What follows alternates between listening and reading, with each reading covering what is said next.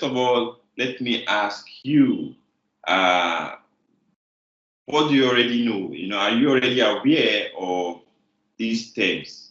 So please, I would like you to go to menti.com and you type in this access code 6649210, or you just simply go to this link directly, and you can easily fill it. So either you do this or go to menti.com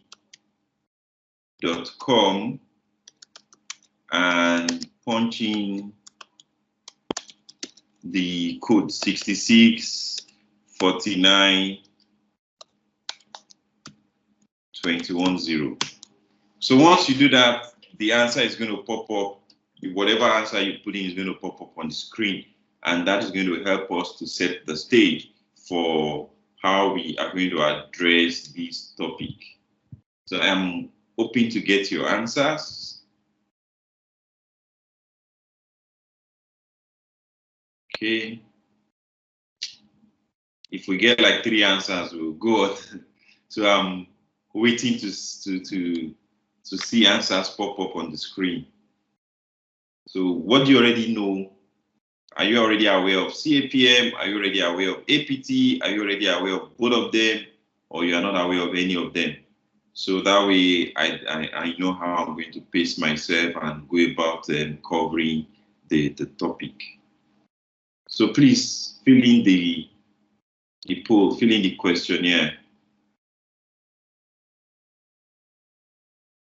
I hope you all hear me. Things are really silent. See.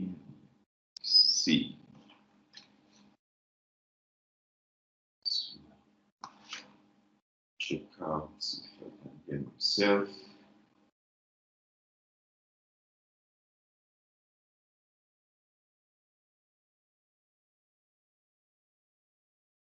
But do you all hear me?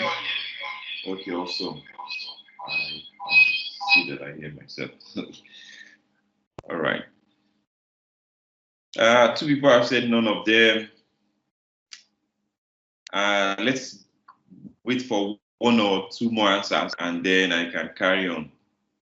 But at least this is setting the stage. I definitely will have to explain in a way that nobody's going to be lost. Okay. All right. So I think I'll just carry on based on what we feel already. So what is CAPM? What is APT? And what's the significance in terms of valuation? Okay. So when it comes to financial modeling, a lot of times we do modeling so that we want to do a kind of management go or no go decision. So in some cases, it could be a company wanting to see if it will make sense to expand their production.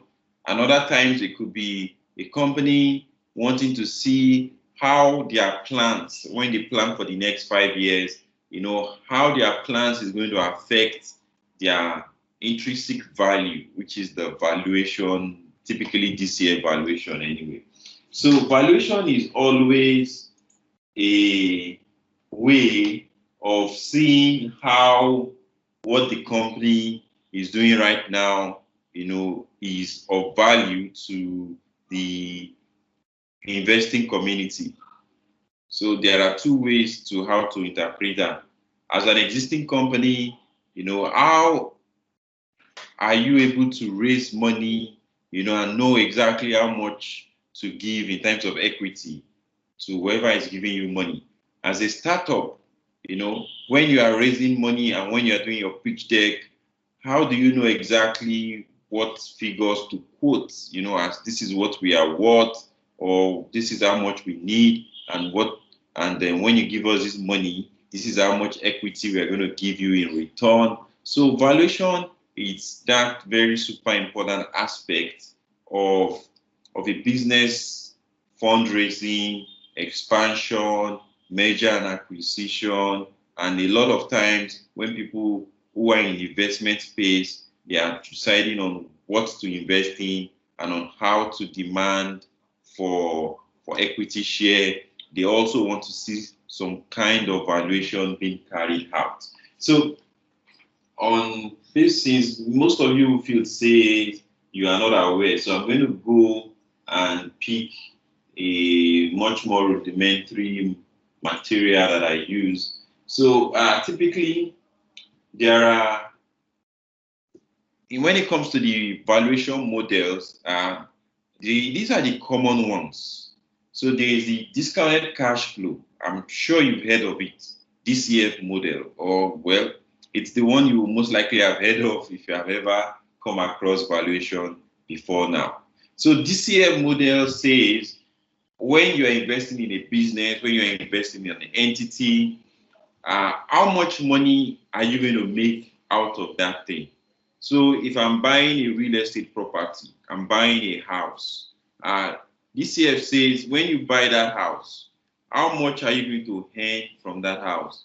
So if I'm buying a house and I'm going to rent it out, and I'm going to be collecting, say, 2 million naira per year, as rent, then DCF says the value of that house is going to be equal to all of that money that I'm going to get out from that house. So which means if I'm getting 2 million every year from that house, there's a formula in finance that helps us to come up with what is the present value of that money. So the present value of a 2 million, let me get my writing pad. The present value of a 2 million, screen writing. So of a 2 million rental income per year, then the DCF, or the present value, is going to be equal to whatever you are discounting in, the discount rate, small r. Okay. So if I am expecting a 10% discount rate, which means that is the amount of return I'm demanding. I could have put my money somewhere else, and the only reason I'm going to put my money here is if at least I'm getting 10% annual return. Then that becomes, 2 million all over 10%, okay? Which, as we all know, comes to 20 million. So that way, DCF is telling you that that house is worth 20 million naira. Okay? But then if you know that your rent can grow, it's not going to be 2 million every year for life. So if you know that the rent, it can grow at, maybe you can always be able to increase the rent at, say, 5% every year.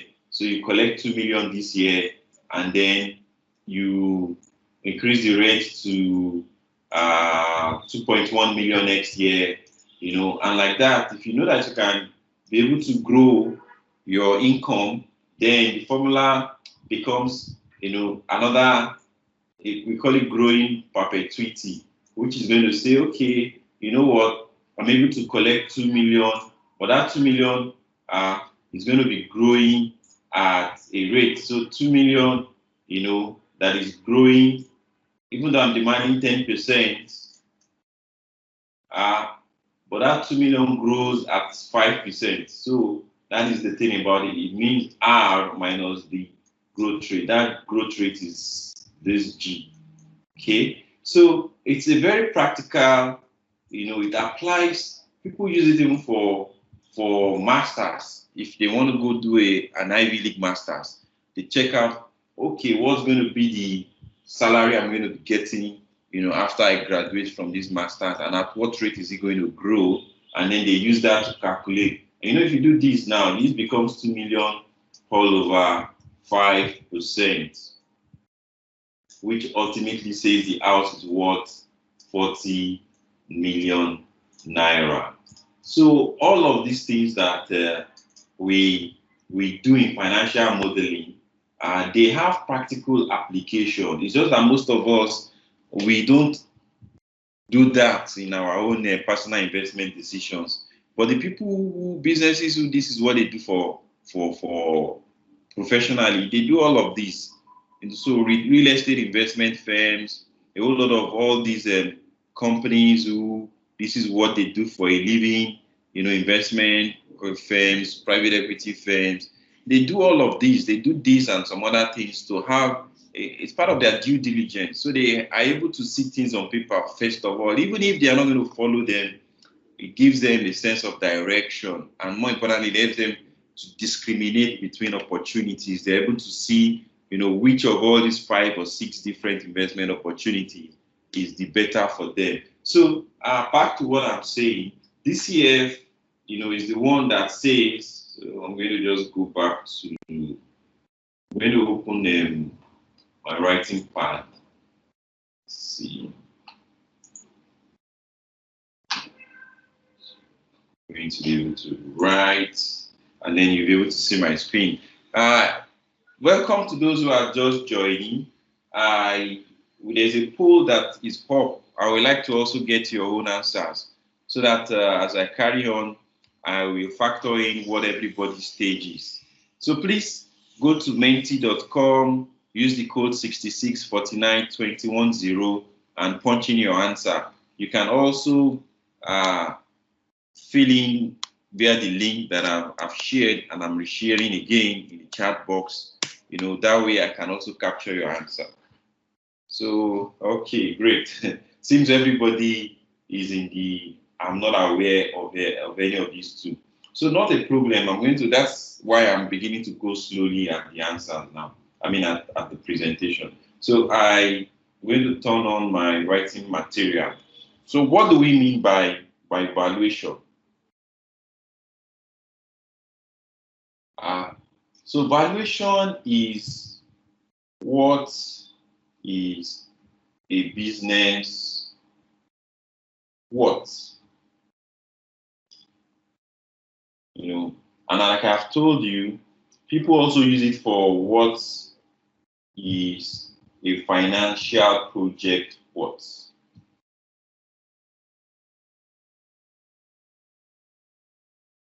So if we are going to go into farming and I'm doing it purely for financial purposes, then I will want to check out, what is this thing worth?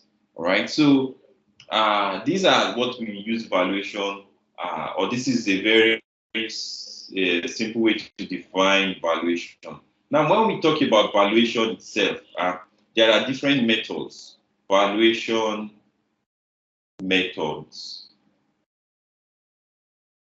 Okay, so number one, there is DCF, which stands for discounted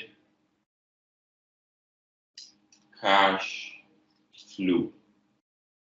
And the concept of DCF is that whatever business or whatever thing you are engaging in, so let's say there's a company you are starting up.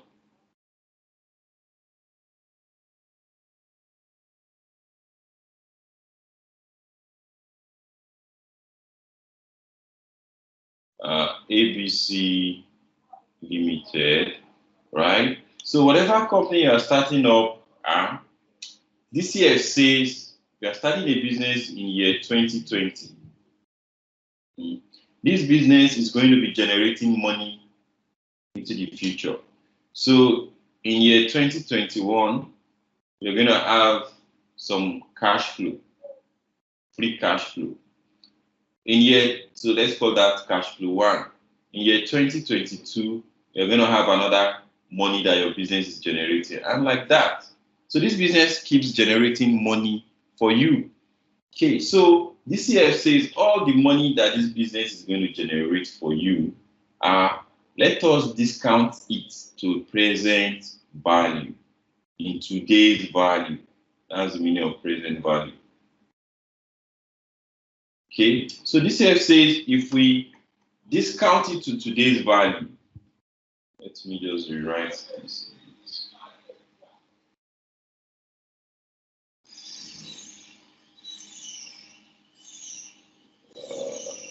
Yes, I need to delete this thing. Okay, great. Aha. If we discount it to today's value, right, then what is it? That's what DCF says, that this business is equal to all the money that is going to give you over the lifespan of the business. discounted to today's value, right? So we use it for pretty much any financial project, be you setting up a company, be it you are doing something purely for the financial sake of it. It could be that you are building a hotel. It could be that you are trying to do a master's or a PhD. It could be that you want to move to another country, and the only reason you are moving, considering it, is you feel that you're going to have better financial rewards from that decision. It could even be that you're going to quit your job and you want to go and do a particular academic program, and you want to, put it on paper to analyze what is the value of this thing I'm doing. Am I not overpaying? Am I not chasing a wild goose? So that's the concept, right? Now, the way DCF works is that it says that all of the money the company is going to generate, which I've drawn here, you're going to add them up. So let's take, for instance, say you are going into real estate business.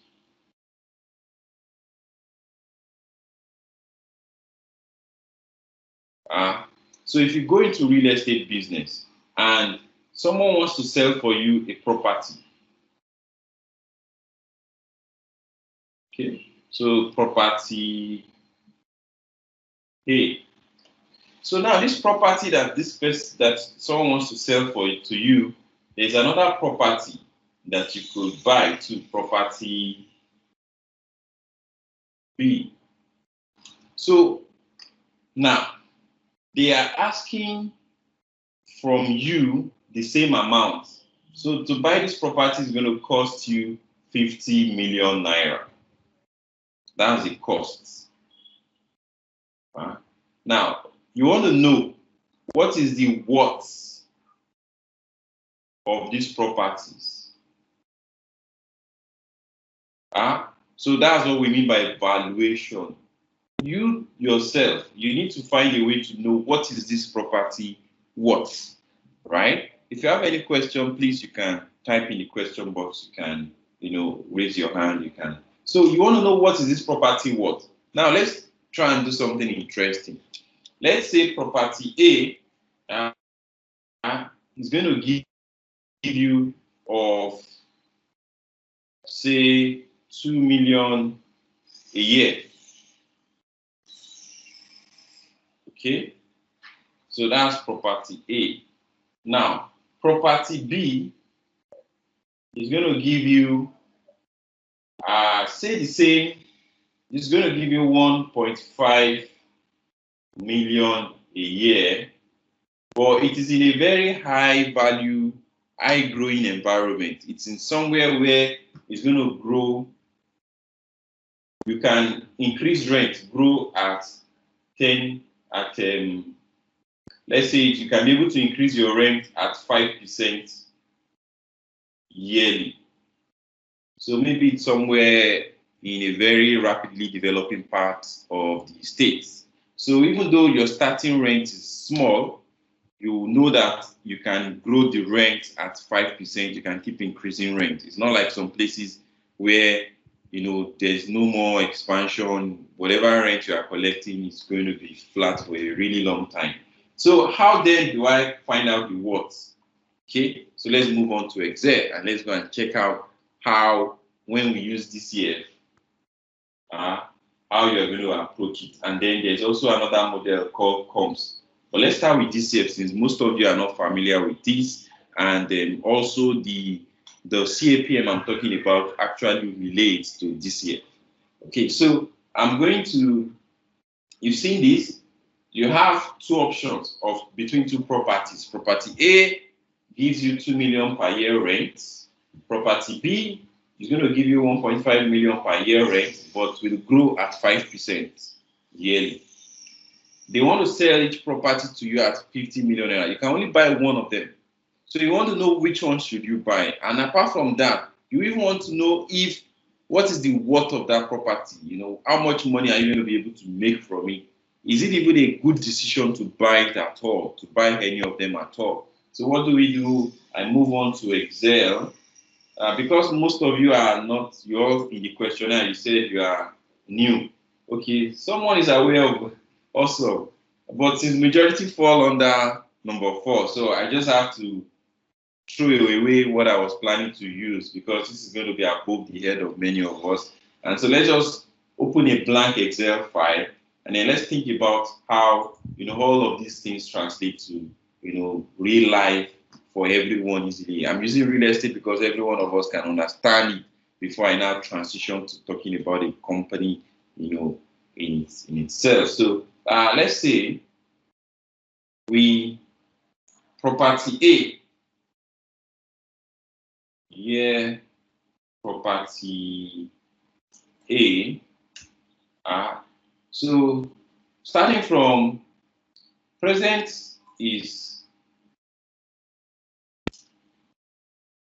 year 2020. So that is present. So when we say we want to find the present value, we mean we want to try and find the value as at this year. Okay, awesome. So that's going to be equal to the valuation, what the value of the business or the property is. Okay, so now the first money we're going to make is going to come from year 2021, year 2022, right? And like that. So all the money we are going to earn, you see that it's going to come, for like that till like almost forever, let's say forever, right? So now, property A, if you remember, property A gives a rental income of what? 2 million. Okay, so 2 million every year.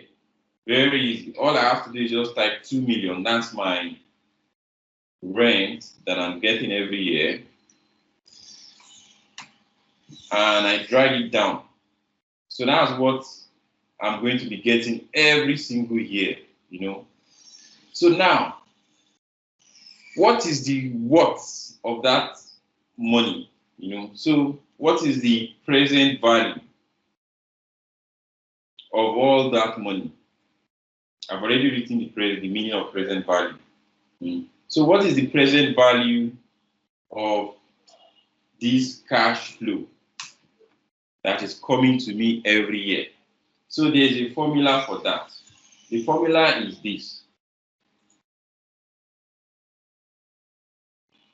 The formula is this: present value, right, is equal to the cash flow, right, divided by 1 plus the discount rate.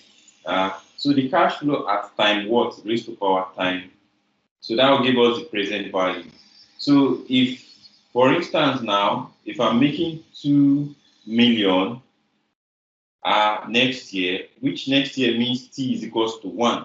That's 1 year into the future, right? Then that means that my discount, my PV is going to be equal to that 2 million into 1 plus whatsoever. R is the discount rate. I'm going to write that later in raised to power 1 because my t is 1. Okay? So once you know that, the thing is just to find out what is our discount rate.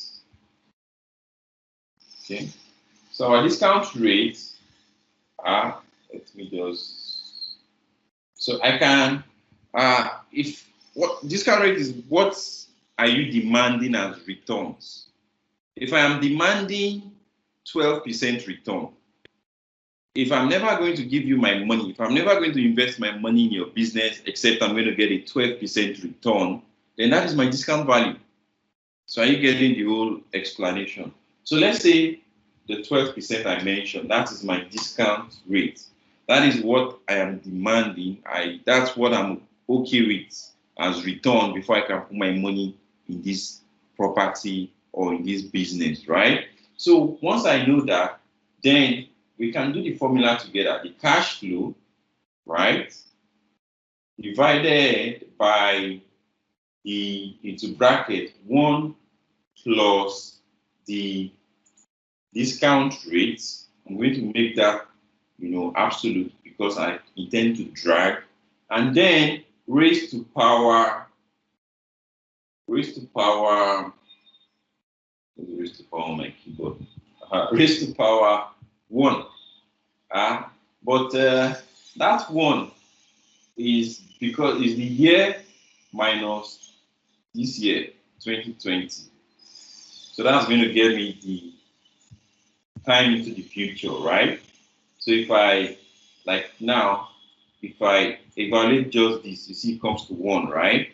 But I need to not evaluate it. Okay. So I need a formula to get that for me because I intend to drag it down. Okay. So, and this is now what I'm going to drag down. Okay. So now DCF says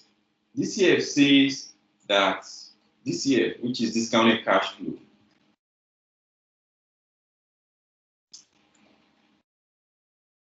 says that all that money, you remember what I drew here.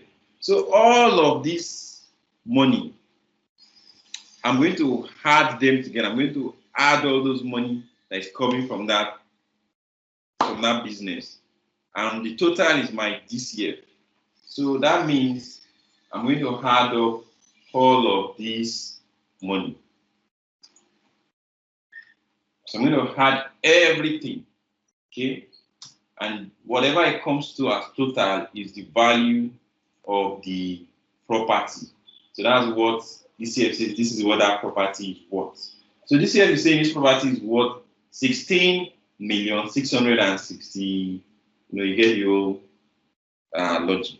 Now, the thing is, I told us before that there's a formula that could have gotten this for us, right? So where was I wrote it down somewhere. Okay, I wrote it on the screen the other time, but I can write it again. So the formula says that for a constant cash flow, which in this case 2 million, right? You just divide it by your discount rate. So this is the perpetuity formula. So that's what we use for perpetuity. There should be hard there. For when something is going to pay you the same money every year. So if I use this, check it out. If I use that formula, which means I take the 2 million we're going to be getting every year, I divide it by the discount rate. You're going to see magic happen. Are you ready? So just take a look at my screen. Voila. Are we not getting the same figure? So this is how that's why sometimes people buy financial calculators, and they use that to, let me just bring down mine. So sometimes people buy these types of financial calculators to punch all this, because there are ways to do all of this without you having to start writing on paper all of these laborious listings of, imagine me writing all of this on paper. It's because I know Excel, that's why this is not that very difficult to write. But imagine, you are a real estate person, you go from one property to the other. That's why sometimes you see, I don't know if Nigerians do, but I see it in movies. So the real estate guys, they even have their calculator, they take it with them, they punch in all these things, and that way they are able to know whether the price the owner wants to sell the property is just outrageous, right?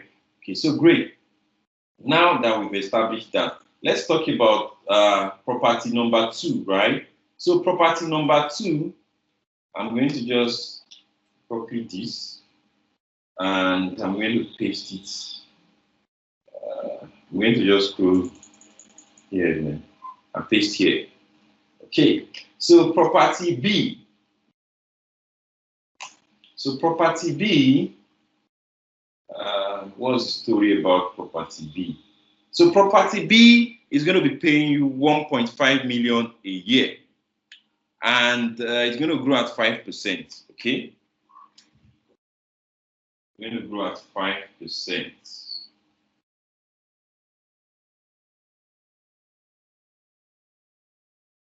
I need the Excel sheet. I can't believe it. I can't find the Excel anymore. This is it. Okay, so which means that over the years 2022, this would have grown. This would have, first of all, this is 1.5. Okay, and then this would have grown by 1 plus 5%. So that's what we mean by growing, 5% yearly. Okay. So once I have done this, right, I can, as usual, just let me just go copy the number of years from here.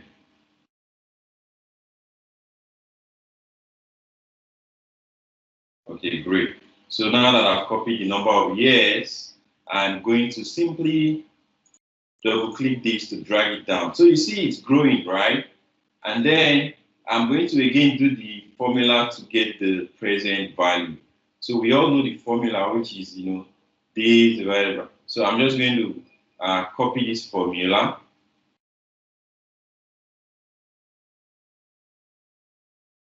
Paste here. Oh, no worries, I can type it all over anyway. Equal to the cash flow. So we are typing this formula now. This formula on my left.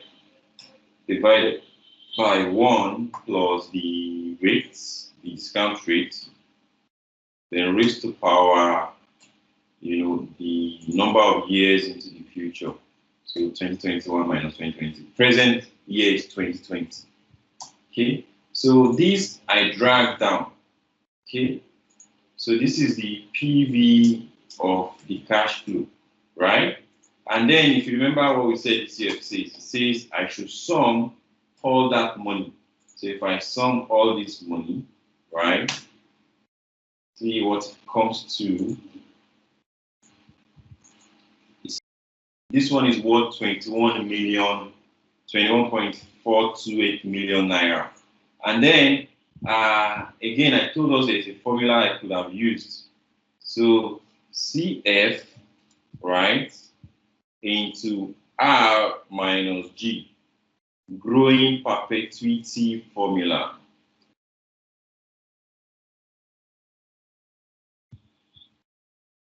With this, I could have still found that same amount, right? It's growing at 5%. So let's try it out. So the cash flow divided by G minus 5%, which is the growth rate that the rent is growing at. Voila. Are you not seeing that I'm getting, okay, maybe just like a very small difference. If I use more years, you'll have seen that I'll be coming very close. But then this gives us what it is that we are going to be demanding as the value of the business, right? Okay, so now that I've used that to bring us up to speed with what we mean by this year. So now what about comps, right? So comps is what many of us already use in real time. Oh, someone wants to sell to you a property for 50 million naira. What do? You go about seeing sellers of properties in that area. So you start asking for the price of all the properties in that area so that you can compare.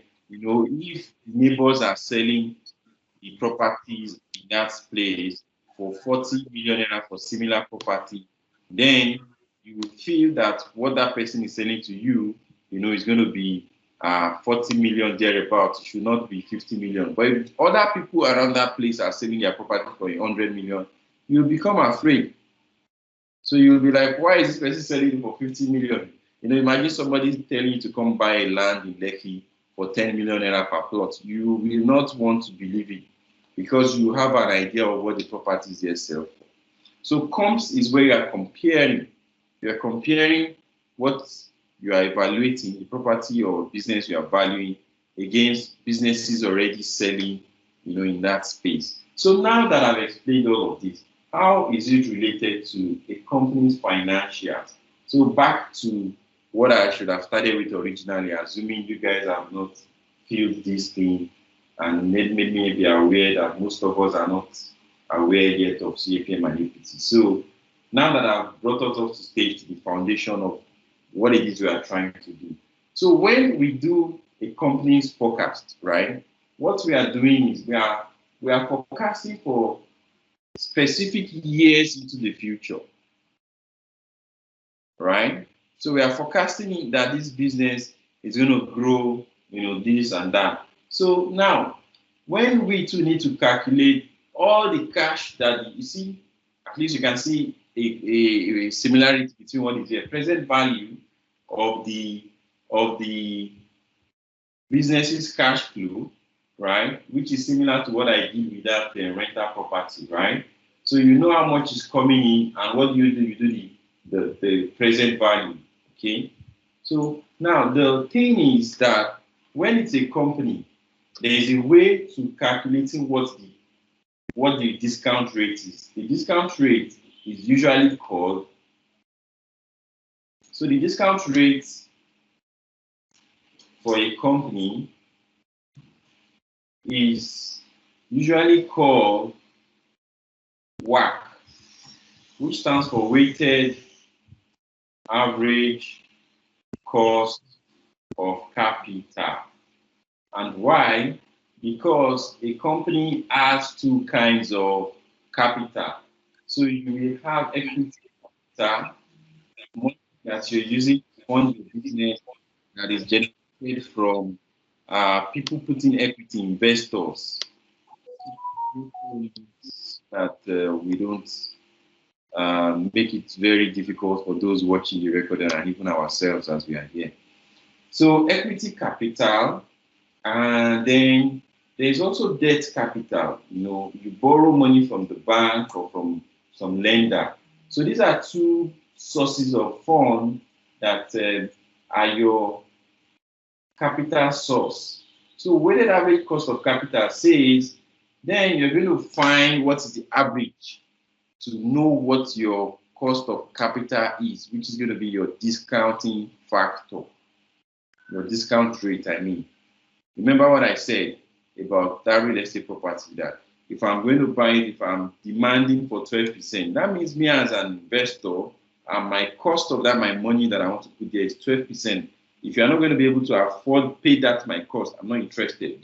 So that's what it also means here. So when you borrow money from bank says I'm going to give it to you at 18%. It's either you pay it or you move away. So equally to when you take money from investors, there's also again a way the investor is going to compare and see, am I going to put my money in your business or should I just hold on to my money? So again, they to use something to come up with their own cost of capital. So for the debt one, it's always easy. It's just the loan interest rates, the total interest rate anyway. Then for equity, is the cost of equity, which we normally call KE. And that is where all of what I'm trying to write comes into play. So this cost of equity, there are two different popular ways that they are being evaluated, right? So there is the CAPM, and then there is the APR. So now let's talk about all of this. So CAPM stands for Capital Asset Pricing Model. APR stands for Arbitrage Pricing. No APT, APR. Why am I saying APR? APT, Average Pricing Theory. APR is a rate, if you want to take credit card loans, it's not common in Nigeria anyway. It's like your full rate. So let me delete what I've written here. Thank God I had to write it out in full, then it became funny, like theory, what is it? But I have the APT. In my slide, I hope it's not AP. Okay, thank goodness. I put the right thing there. Okay, so now that we are here, right, what does CAPM say? CAPM says that as an investor, so as an investor, you work on comparison. So as an investor, you are purely comparing, okay, that I could put my money in a risk-free investment. I could put my money in government bonds, right? And I can go and sleep, and I'm sure that I'm going to get my return. Okay, so no way I am going to give you that same money if you are not going to give me more than what I could have gotten from government. You know why? If I invest my money in your business, I cannot sleep with ease of mind as I will be able to sleep when I put my money in government treasury bills or government bonds. So that's why we typically call the government bonds risk-free, because well, that's the most, should I say, most guaranteed kind of investment. Let me use that word, because to be sincere, if government is going to fail you, then definitely every other person can fail you. Except God. It's only God that cannot, and God does not sell treasury bills. So that's why we use government. If God sells, then we'll use God's own as the risk free.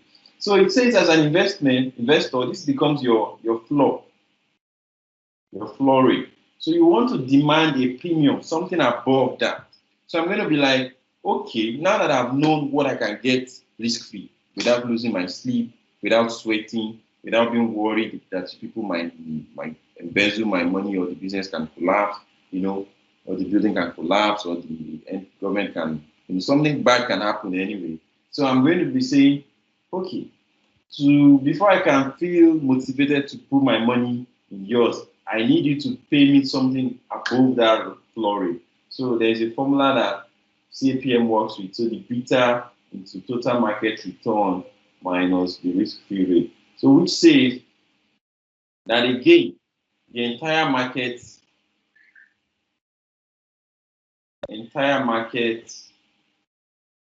return premium. So instead of me putting my money in your own business, just one business, what if I put my money in the entire businesses in Nigeria? At least your one business can die, but the entire businesses in Nigeria is much more difficult for all the businesses in Nigeria to die. Okay, so that's what this one means. This one you're seeing here, I've already explained this, right? So saying that if I look at the entire stock market, we usually use stock markets as a way of calculating that one. So if I look at the entire stock market and it is returning, RPM, so that means that the entire stock market, when people invest in it, they're investing in it because they are getting RPM. So for that entire stock market, the B, which is the correlation of the company or whatever portfolio you're investing into the entire stock market. So that beta for the entire stock market is 1. So think about it. If that's the case, you'll find out that if I plug that here, it becomes RF plus 1 into RF. And if you do that, is that not equal to RF plus RM minus RF? And we all know that is equal to RM eventually. So that's why I'm telling you that, well, this is what the entire stock market is returning, that RM. And then this one over here, right? This particular RM minus RF is saying that this is what the market is demanding for above risk period. So investors are demanding for RM minus RF as the risk premium above market, above the risk-free rate. So they are going to invest in stocks as long as they're able to get that particular additional returns. So now in a particular single company's case, there's going to be a beta. So in a single company's case, Beta is not usually, equal to 1. It can be, but not always. Not always. So that's why you see that for, let me just drag this up. So CAPM becomes a case where you are doing your cost of equity is equal to the risk-free rate plus the beta for that particular company, that particular business you want to invest in, right? Then into market rate return, total market return, minus risk-free rate. So this beta is what shows, that particular company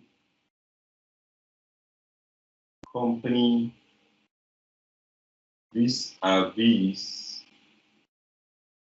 entire market. So is your company more volatile, more risky than the entire market? Which means I'm going to demand more. If your company is riskier than the entire market, more volatile than the entire market, so more volatile, that's the technical name.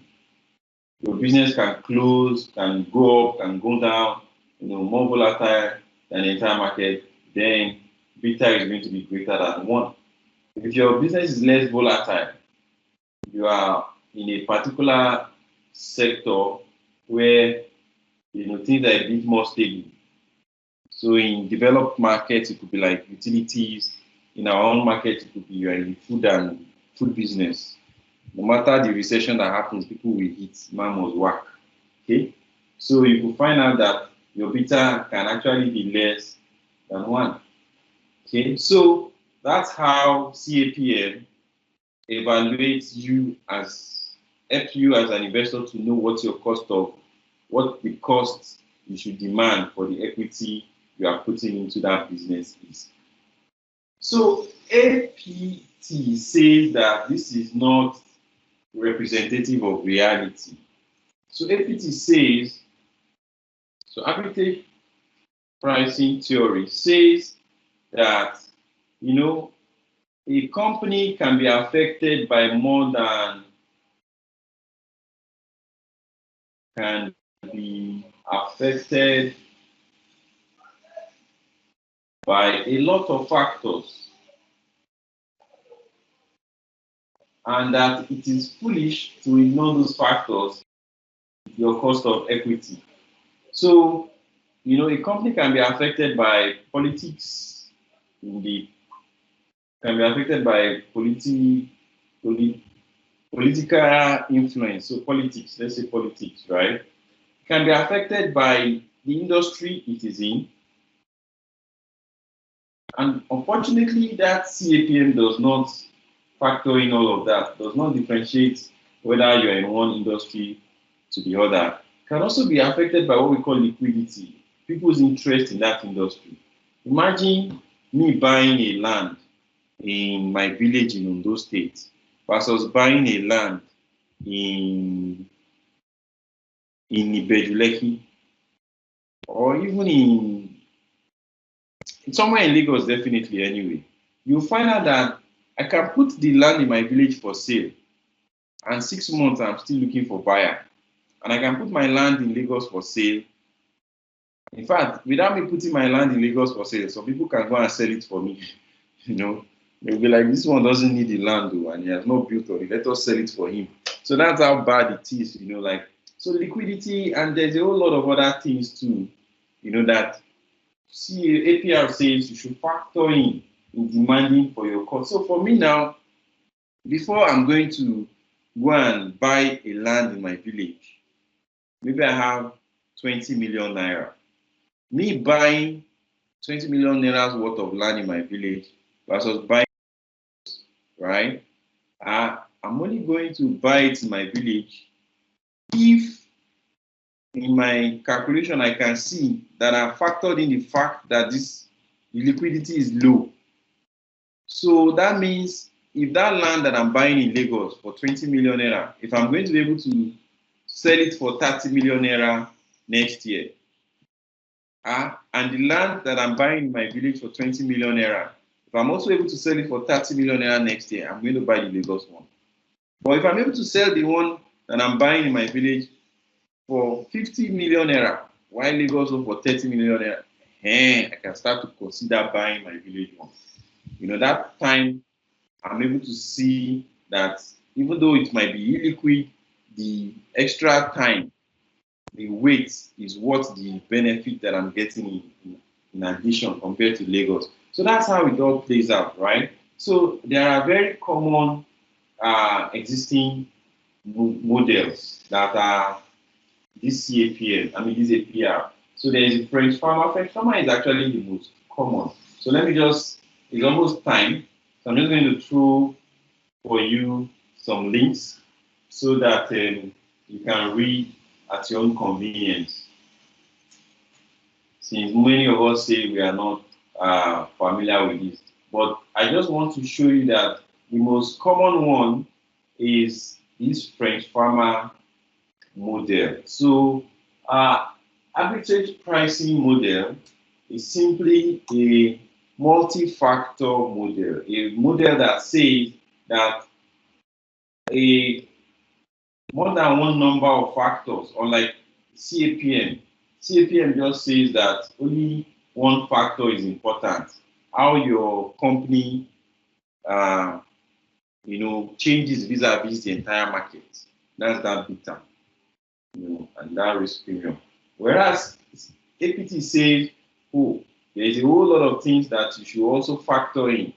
Is the political environment something that you want to factor in as an additional cost? So if between you investing in a company in Nigeria and in a company in the US, for somebody who is in UK, an international investor, where US and Nigeria is both an international opportunity for him, it's going to put a cost to our own politics. Our own politics is something that does not make people to sleep easy. Okay, so it's going to add a cost to that, right? And if you use CAPM, there's no way you can do that. But if you use APT, yes. So now back to the title of this topic.